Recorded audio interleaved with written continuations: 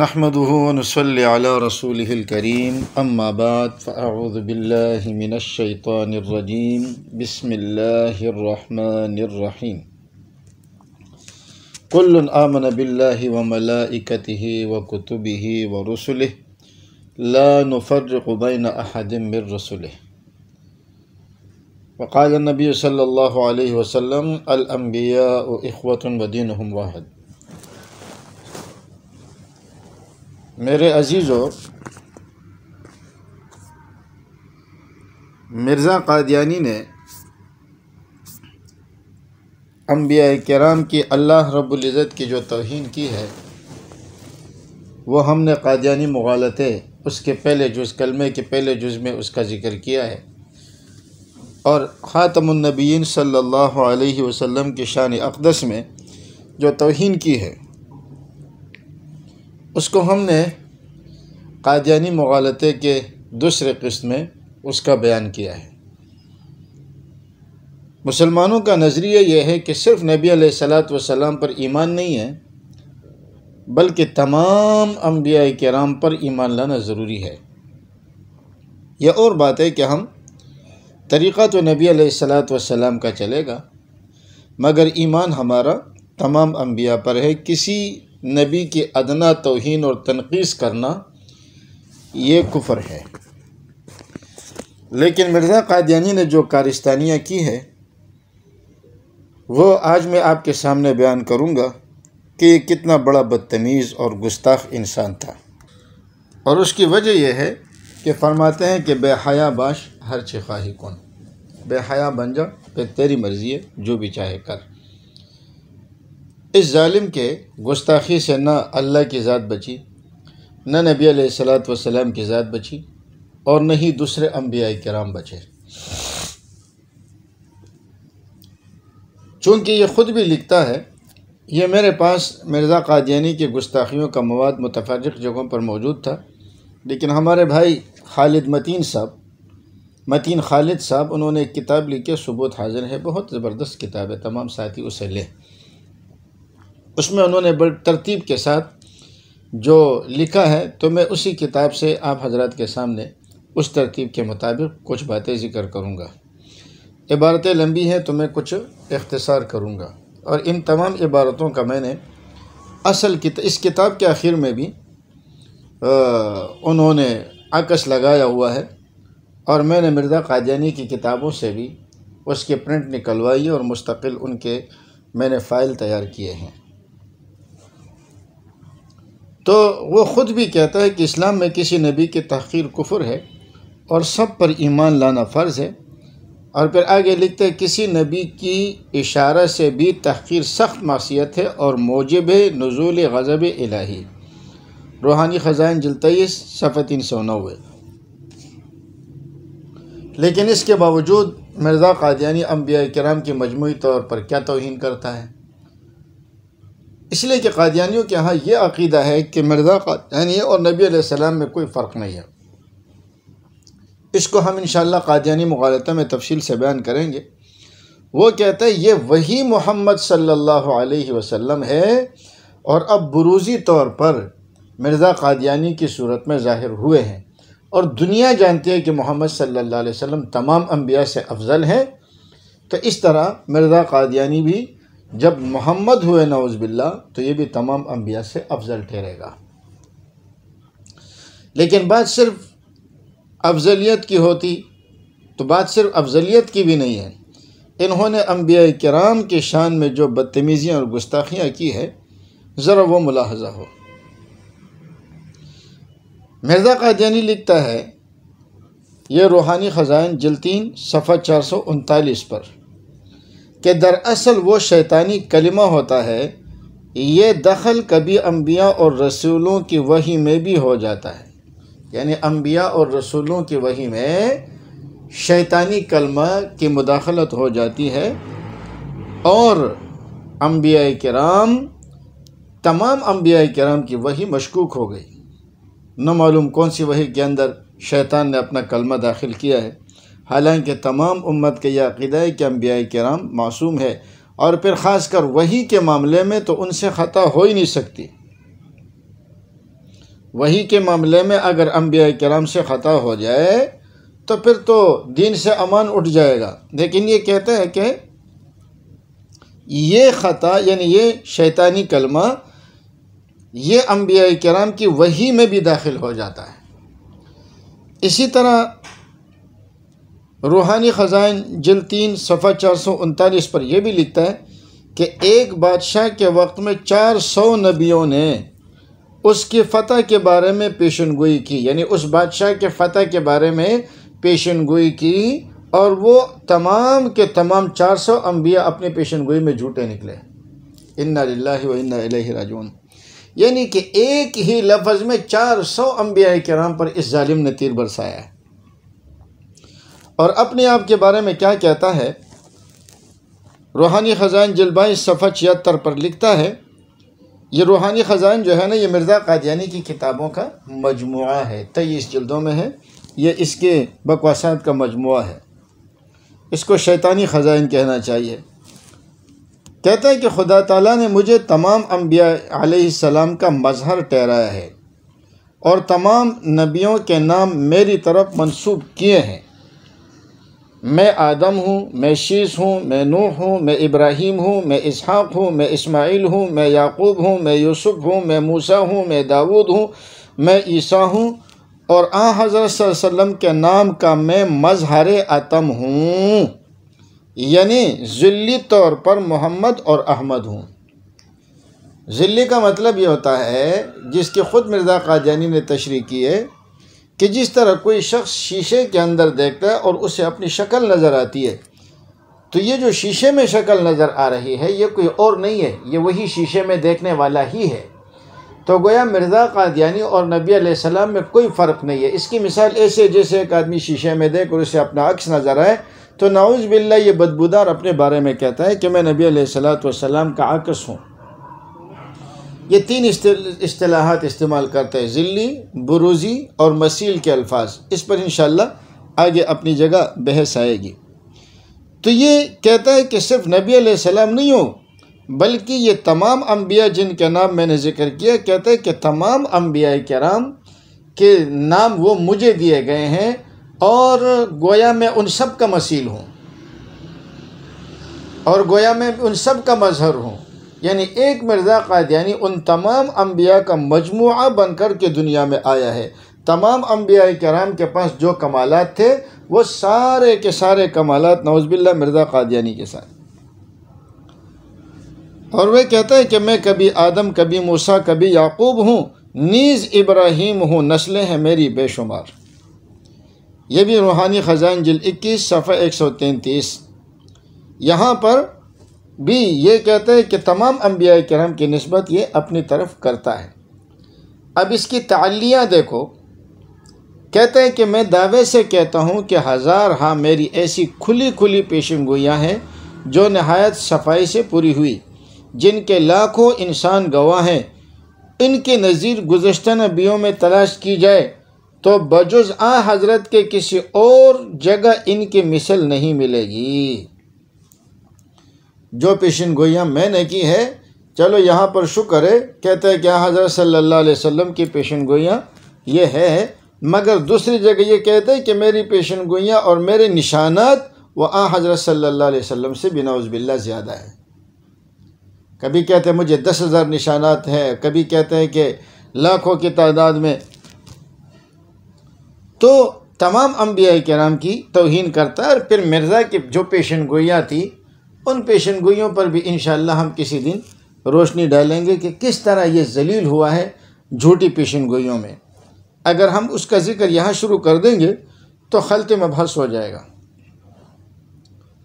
اسی طرح یہ روحانی خزائن جلد 23 صفحہ 332، اس پر لکھتا ہے کہ خدا نے اس بات کے ثابت کرنے کے لیے کہ میں اس کی طرف سے ہوں، یعنی میری نبوت کے ثابت کرنے کے لیے اس قدر نشان دکھلائے ہیں کہ اگر وہ 1000 نبی پر بھی تقسیم کیا جائے تو ان کی بھی ان سے نبوت ثابت ہو سکتی ہے۔ یعنی مجھ ایک مرزا قادیانی کو اتنے نشانات دیے گئے یا اتنے معجزات دیے گئے، اور میری نبوت کے اس بات کے لیے اللہ تعالیٰ نے اتنے نشانات ظاہر کیے ہیں کہ اگر یہ 10,000 نبیوں پر بھی تقسیم کیے جائے تو ان سب کی نبوت کے لیے کافی ہو سکتی ہے۔ کیا دلیل ہے تیرے پاس تیرے نبوت کی؟ ایک دلیل آج تک یہ ہمیں نہ دکھا سکے۔ اور اس کے صداقت کی نشانیوں میں سے جو ایک نشان نمبر 85 جس کا ذکر وہ کرتا ہے وہ اپنی جگہ انشاءاللہ آئے گا۔ اسے پیچس لگے تھے، اور اسے ایسے پیچس لگے تھے کہ یہ مسجد نہیں آ سکتا تھا۔ اس پیچس کو بھی اس نے اپنی نشانی بنایا ہے۔ اس کے اوپر والی جو منزل تھی وہ کام ہی نہیں کرتی تھی، دماغی طور پر یہ مفلوج تھا، اسے مراق کی بیماری تھی، اور نیچے اسے اسہال کی بیماری تھی۔ اس نے اپنے مراق اور اسہال کو بھی اپنے حقانیت کی نشانی بنائی ہے۔ انا للہ و انا الیہ راجعون۔ ایک دفعہ ایک مرزائی سے بات چل رہی تھی چینل پہ، تو وہ کہہ رہا تھا کہ ہم نے کہا مرزا جھوٹا ہے۔ کہتے یہ بھی اس کی صداقت کی نشانی ہے کہ تم نے اس کو جھوٹا کہا، اس لیے کہ تمام انبیاء کو جھوٹا کہا گیا ہے۔ تو ہزاروں انبیاء سے بھی اس کی بات نعوذ باللہ بقول اس کے وہ بہتر ہے۔ اب یہ آگے آدم علیہ السلام سے اپنی مماثلت پیش کر رہا ہے۔ روحانی خزائن اور جلد 15 صفحہ 478 سے 480 تک، یہ ایک لمبی عبارت ہے، میں اس کا خلاصہ آپ کے سامنے پیش کرتا ہوں۔ حضرت آدم علیہ السلام اللہ نے پیدا کیا، اور پھر اس کے بعد انہی کے بدن سے پسلی سے اللہ نے حضرت حوا کو پیدا کیا، اور پھر اللہ نے حکم دیا یا آدم اسکن انت و زوجک الجنہ۔ مرزا قادیانی کہتا ہے کہ میں بھی توأم پیدا ہوا ہوں، جوڑوا پیدا ہوا ہوں، اس لیے کہ میرے ساتھ میری ایک بہن پیدا ہوئی تھی اور جس کا نام جنت تھا۔ وہ جو جنت بی بی پیدا ہوئی تھی تو کہتے ہیں کہ وہ پہلے پیدا ہوئی اور میں اس کے ساتھ پیدا ہوا، گویا اس کا سر میرے ٹانگوں کے درمیان پھنسا ہوا تھا۔ تو یہ کہتے ہیں آدم بھی توأم پیدا ہوا۔ آدم کے توأم کا مطلب کمبخت نے یہ لیا ہے کہ آدم کے بدن سے حوا کو پیدا کیا، تو اسی طرح میں بھی توأم پیدا ہوا۔ آدم بھی جمعے کے دن بنایا گیا، مجھے بھی جمعے کے دن بنایا گیا، اور پھر مجھے کہا کہ یا آدم اسکن انت و زوجک، تو زوج سے مراد یہ کہتا ہے کہ یہ میری جو بہن ہے جنت بی بی وہ ہے۔ یا آدم اسکن انت و زوجک الجنہ، اے آدم تو اور تیری زوجہ سے مراد یہاں پر یعنی تیری جوڑی، تیری بہن، تم جنت میں داخل ہو جاؤ۔ یہ آیت گویا مرزا قادیانی کہتا ہے کہ یہ میرے لیے پیدا ہوئی، میرے لیے یہ آیت نازل ہوئی ہے، اور وہ کہتا ہے کہ وہ میرے والدین کے میں آخری اولاد ہوں، اور آخری اولاد کے لفظ استعمال کیا خاتم الاولاد، میں اپنے والدین کے لیے خاتم الاولاد ہوا، پھر اس کے بعد میرے لیے کوئی اولاد میرے والدین کے لیے پیدا نہیں ہوئی۔ تو اب یہاں یہ اپنی مماثلت حضرت آدم علیہ السلام سے بنا رہا ہے۔ اور اسی طرح یہ روحانی خزائن جلد 21 صفحہ 260 پر یہ کمبخت لکھتا ہے کہ جیسے آدم توأم پیدا ہوا، توأم کا مطلب یہ کہ جوڑواں پیدا ہوا، تو میری پیدائش بھی توأم ہے یعنی جوڑواں ہے، اور جس طرح آدم جمعے کے روز پیدا ہوا تھا میں بھی جمعے کے دن ہی پیدا ہوا۔ جس طرح آدم کی نسبت فرشتوں نے اعتراض کیا تھا، میری نسبت بھی وہ وحی الہی نازل ہوئی جو یہ ہے قالوا اتجعل فیہا من یفسد فیہا قال انی اعلم ما لا تعلمون، یعنی جب مجھے پیدا کیا جا رہا تھا تو تب بھی فرشتوں نے اعتراض کیا تھا، حالانکہ وہ اعتراض نہیں تھا، وہ ایک الگ مسئلہ ہے۔ فرشتوں کی جرت نہیں ہے کہ وہ اللہ پر اعتراض کرے، وہ حکمت جاننا چاہتے تھے، لیکن یہ کہتے ہیں اعتراض کیا، تو وہی اعتراض میرے پیدائش پر بھی ہوا، تو اللہ نے کہ تم ایسے لوگوں کو پیدا کر رہے ہو، اتجعل فیہا من یفسد فیہا ویسفک الدماء قال انی اعلم ما لا تعلمون۔ اور جس طرح آدم کے لیے سجدہ کا حکم ہوا، میری نسبت بھی وحی الہی میں یہ پیشن گوئی ہے یخرون علی الاذقان سجدا، اور ربنا اغفر لنا انا کنا خاطئین، کہتا ہے کہ فرشتوں نے میرے آگے بھی سجدہ کیا، اور فرشتوں نے کہا ربنا اغفر لنا انا کنا خاطئین۔ کتنی بڑی تحریف کر رہا ہے، یخرون للاذقان کو یخرون علی الاذقان سجدا، یہ بھی میرے لیے ہوا، اور ربنا اغفر لنا انا کنا خاطئین، تو یہ بھی میرے لیے ہوا کہ فرشتوں نے یہ کہا کہ ہمیں معاف کر دینا۔ اسی طرح آدم علیہ السلام کی توہین میں روحانی خزائن جلد 16 صفحہ 312 پر یہ بدبخت لکھتا ہے، اللہ تعالیٰ نے آدم کو پیدا کر کے انہیں تمام ذی روح انس و جن پر سردار، حاکم اور امیر بنایا، جیسے کہ آیت میں اسجدوا لآدم سے معلوم ہوتا ہے۔ پھر شیطان نے انہیں بہکایا اور جنت سے نکلوا دیا، اور حکومت اس اژدہے کی طرف لوٹائی گئی۔ اس جنگ و جدل میں آدم کو ذلت و رسوائی نصیب ہوئی، انا للہ، اور جنگ کبھی اس رخ اور کبھی اس رخ ہوتی رہی، اور رحمان کے ہاں پرہیزگاروں کے لیے نیک انجام ہے۔ یعنی آدم علیہ السلام پرہیزگار نہیں تھے اور ان کو شیطان کے جنگ میں نعوذ باللہ ذلت و رسوائی نصیب ہوئی، حالانکہ آدم علیہ السلام کا جنت سے نکلنا یا ان کی جو اجتہادی خطا تھی، یہ حقیقت میں اللہ رب العزت کی طرف سے ایک طے شدہ امر تھا۔ اللہ تعالیٰ نے دنیا کو آباد کرنا تھا، اس لیے ان کو یہ بھلا دیا گیا، یہ ایک حکمت تھی، لیکن وہ کہتے آدم کو ذلت و رسوائی نصیب ہوئی۔ اور انجام کار چونکہ کس کے لیے ہے؟ پرہیزگاروں کے لیے نیک انجام ہے، اس لیے اللہ نے مسیح موعود کو پیدا کیا، مسیح موعود کو پیدا کیا۔ مسیح موعود کی اصطلاح ان کے ہاں یہ ہے کہ جس طرح اسلام میں یہ وعدہ کیا گیا ہے کہ آخری زمانے میں عیسیٰ علیہ السلام آئیں گے، یہ ایک مستقل موضوع ہے۔ اس کمبخت نے کہا کہ ان کی وفات ہو چکی ہے اور وہ مسیح میں ہوں، وہ مسیح موعود میں ہوں، تاکہ آخر زمانے میں شیطان کو شکست دے۔ آدم علیہ السلام تو نہ دے سکے، میں نے آ کر کے شیطان کو شکست دینی ہے، اور یہ وعدہ قرآن میں لکھا ہوا ہے۔ کہاں ہے قرآن کریم میں؟ شاید یہ مرزے کو معلوم ہوگا۔ حضرت آدم علیہ السلام کے بارے میں اب آگے حضرت موسیٰ علیہ السلام کے بارے میں دیکھیں۔ روحانی خزائن جلد 9 صفحہ 353، موسیٰ نے کئی لاکھ بے گناہ بچے مار ڈالے، کوئی عیسائی نہیں کہتا کہ برا کام کیا۔ کون سا بچہ موسیٰ علیہ السلام نے مارا ہے؟ لیکن کہتے کئی لاکھ بے گناہ بچے، ایک تو بے گناہ، دوسرے بچے، اور وہ بھی کئی لاکھ۔ موسیٰ علیہ السلام کو ان کا قاتل کہہ رہا ہے یہ بدبخت۔ حضرت نوح علیہ السلام کے بارے میں روحانی خزائن جلد 22 صفحہ 575 میں بکواس کرتا ہے کہ خدا تعالیٰ میرے لیے اس کا کثرت سے نشانات دکھلا رہا ہے کہ اگر نوح کے زمانے میں وہ نشان دکھلائے جاتے تو وہ لوگ غرق نہ ہوتے، بلکہ وہ نوح علیہ السلام پر ایمان لے آتے۔ جتنے میری صداقت اور حقانیت کی نشانیاں ہیں، تیرے اوپر کون ایمان لایا ہے سوائے ان لوگوں کے جو دنیاوی مفاد پرست ہے، وہ صرف اپنے دنیا کے فائدے کے خاطر اسلام کو چھوڑ رہے ہیں، اور ایسے خبیثوں کے لیے اسلام میں جگہ ہی نہیں ہے کہ جو اپنے مالی مفادات کے خاطر اپنے ایمان کو دو پر لگائے۔ حضرت یوسف علیہ السلام کے بارے میں کہتا ہے روحانی خزائن جلد 21 صفحہ 99 پر، پس اس امت کا یوسف یعنی یہ عاجز، یوسف سے کون مراد ہے؟ مرزا قادیانی کہتے ہیں یعنی یہ عاجز اسرائیلی یوسف سے بڑھ کر ہے، کیونکہ یہ عاجز قید کی دعا کر کے بھی قید سے بچایا گیا، مگر یوسف بن یعقوب قید میں ڈالا گیا۔ میں نے قید کی دعا کی لیکن مجھے قید سے بچایا گیا، اور انہوں نے قید سے بچنے کی دعا کی اور پھر بھی اللہ تعالیٰ نے ان کو قید تک پہنچا دیا، تو میں ان سے بڑھ کر ہوں۔ تو نے کون سے قید کی دعا کی ہے؟ پشاور جانے سے تو ڈرتا تھا، اور خود کو مسیح موعود کہتا ہے، حرمین کی زیارت تو نے نہیں کی، اپنے علاقے سے باہر تو نہیں نکل سکتا تھا، اور جب یہ کمبخت مر گیا تو لوگوں نے اس کو گندے ٹماٹر اور گندے انڈے مارے، اس کی موت کا جو عبرتناک واقعہ ہے، لیکن کہتے ہیں کہ میں یوسف سے بڑھ کر ہوں۔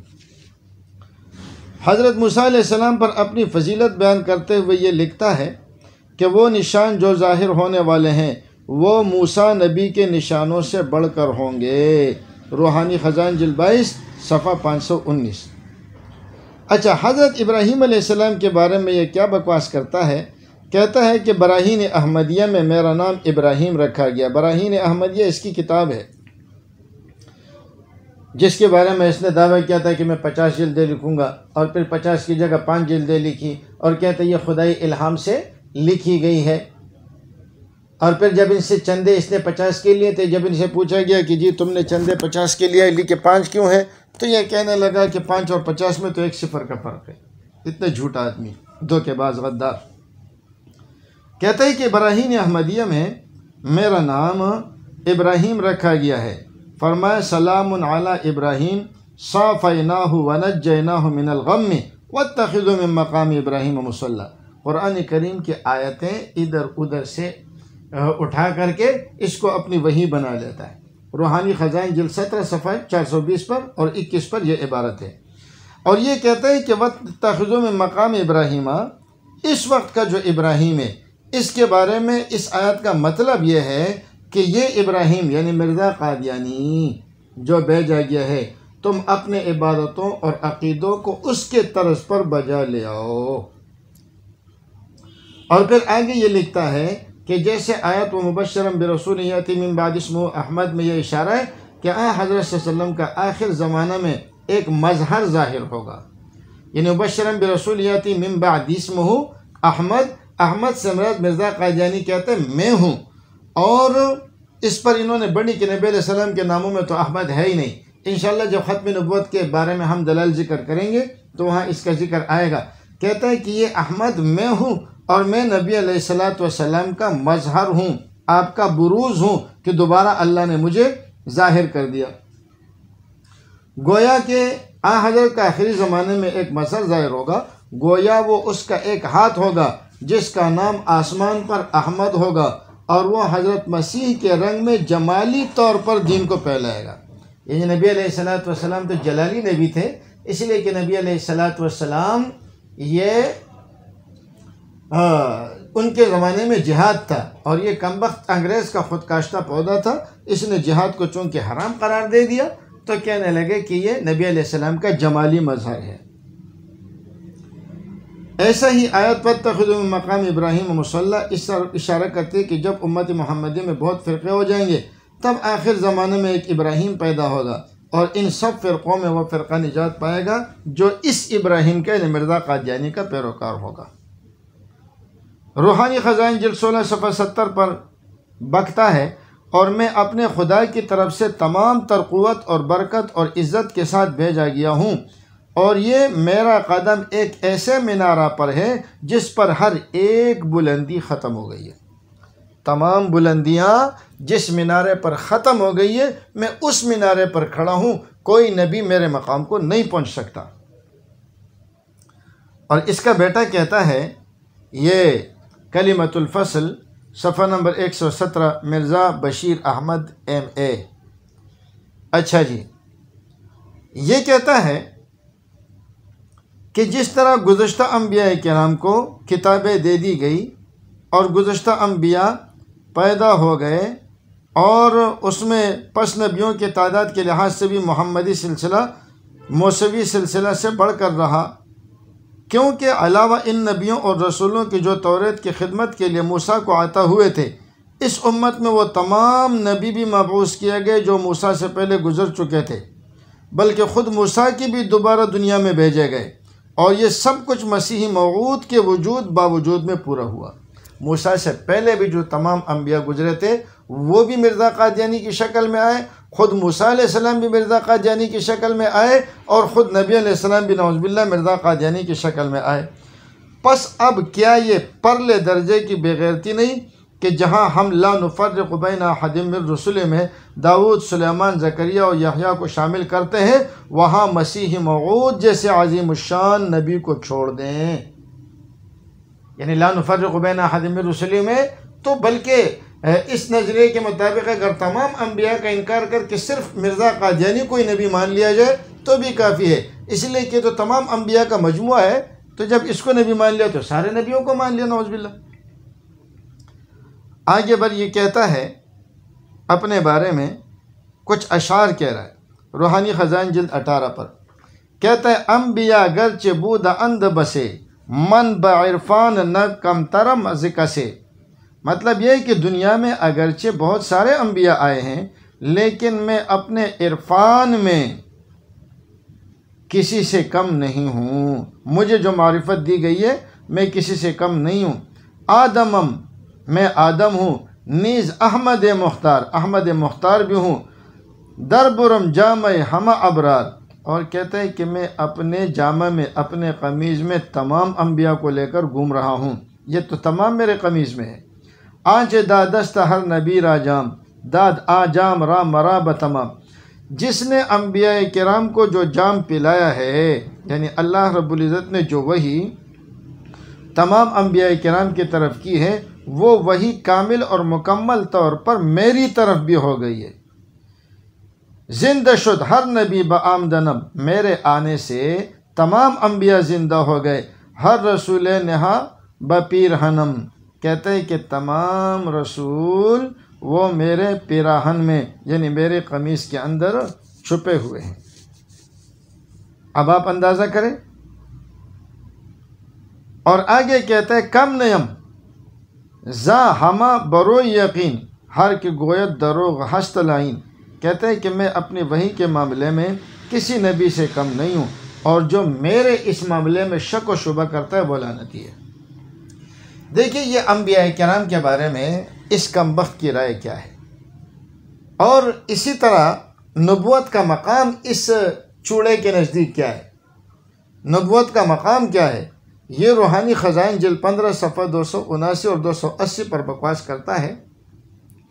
مثلا ایک شخص جو قوم کا چوڑا یعنی بھنگی ہے، اور ایک گاؤں کے شریف مسلمانوں کے 30-40 سال سے یہ خدمت کرتا ہے کہ 2 وقت ان کے گھر کی گندی نالیوں کو صاف کرنے آتا ہے، اور ان کے پاخانوں کی نجاست اٹھاتا ہے، اور 1-2 دفعہ چوریوں میں بھی پکڑا گیا ہے، اور چند دفعہ زنا میں بھی گرفتار ہو کر اس کی رسوائی ہو چکی ہے، اور چند سال جیل خانہ میں بھی قید میں بھی رہ کر آیا ہے، اور چند دفعہ ایسے برے کاموں پر گاؤں کے نمبرداروں نے اس کو جوتے بھی مارے ہیں، اور اس کی ماں اور دادیاں اور نانیاں ہمیشہ سے ایسے ہی نجس کام میں مشغول رہی ہیں، اور سب مردار کھاتے ہیں اور گوہ اٹھاتے ہیں یعنی پاخانہ اٹھاتے ہیں۔ اب خدا تعالیٰ کی قدرت پر خیال کر کے ممکن تو ہے کہ وہ اپنے کاموں سے تائب ہو کر مسلمان ہو جائے، اور پھر یہ بھی ممکن ہے کہ خدا تعالیٰ کا ایسا فضل اس پر ہو کہ وہ رسول اور نبی بن جائے۔ یعنی یہ گزشتہ جو برائیاں بیان کی گئی ہے، کہتا ہے کہ ممکن ہے کہ وہ توبہ کرے اور اللہ اس کو نبی بنائے۔ یہ باتیں وہ کیوں کر رہا ہے؟ اس لیے کہ تمام برائیاں مرزا قادیانی کے اندر موجود تھی، اور اس کو پتہ تھا کہ میرے کردار اور کریکٹر کے اوپر کوئی شخص ہاتھ اٹھائے گا۔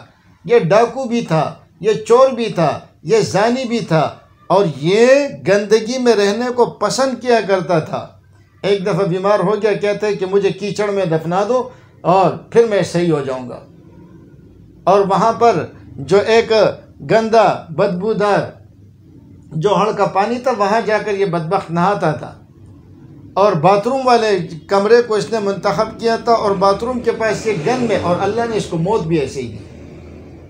تو ان اعتراضات سے بچنے کے لیے انہوں نے نبوت کے لیے یہ معیار بنایا، حالانکہ انبیاء کرام نبوت سے پہلے بھی معصوم ہوتے ہیں، اور اس نے کیا معیار بنا کہ وہ ایک گندا ہے، چوڑا ہے، بنگی ہے، لوگوں کی گندگیاں اٹھاتا ہے، اور پھر چوریوں میں بھی گرفتار ہوا ہے، اور اس کو جوتے بھی لگے ہیں، اور اسی طرح اس کے ماں اور دادیاں اور نانیاں بھی ایسے نجس کام کرتی ہے، لیکن اور سب مردار خور، لیکن اللہ چاہے تو اس کو بھی نبی بنا دے، توبہ کرے تو وہ بھی نبی بن جائے۔ اس سے مرزا قادیانی جیسا نبی تو بن سکے گا، لیکن نعوذ باللہ اور کوئی نبی اس سے نہیں بن سکے گا۔ تو انبیاء کرام کی توہین کا ایک خاکہ میں نے آپ کے سامنے پیش کیا۔ عیسیٰ علیہ السلام کے ساتھ اس کم بخت کو ایک خاص دشمنی ہے، اس کا انشاءاللہ ہم اگلے کلپ میں بیان کریں گے۔ جزاکم اللہ۔